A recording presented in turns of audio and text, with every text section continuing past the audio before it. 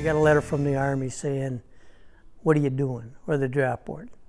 And I figured I better do something, so I joined the Navy Reserve.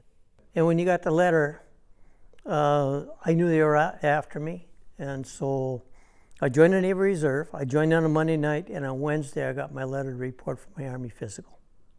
What the program was is 4 years active reserve and 2 years active duty.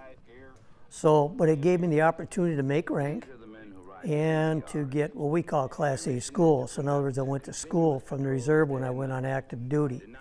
Well, the Iwo Jima was, USS Iwo Jima was an LPH, which is a landing platform helicopter. And what it did was carry Marines. And then after 3 months, I got orders to Vietnam. And I wasn't expecting that. I figured I was in the Navy. I should be on board a ship. I wasn't going to Vietnam. Well, I did. And I was attached to a swiftboat squadron.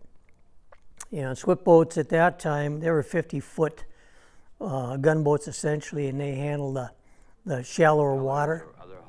December of '66, I received orders to the USS Jennings County, which is an LPH, or it's an LST.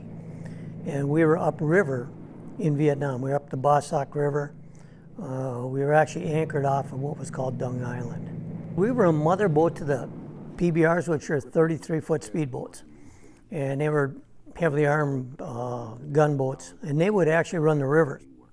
A lot of times they'd be shot up. They'd have to patch the holes and fix the engines and that type of thing. So we had a boom. They cut a hole in the deck. We would actually pick up the PBRs, drop them down the hole. They would repair them, and then we'd put them back in the water.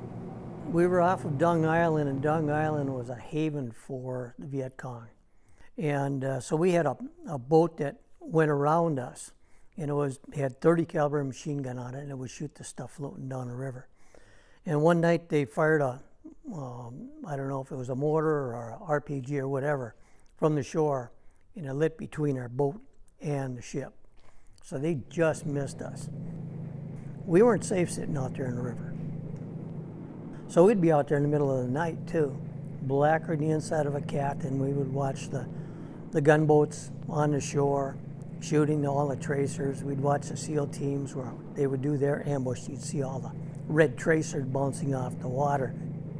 And even now, to this day, I don't like the 4th of July because of firecrackers sound like gunfire. And it's just, I don't like it. I was E4. Okay. I had everything done for E5, but I would have had to extend. I didn't want to go back to Vietnam again. And I had a wife and kid back home, so I got out.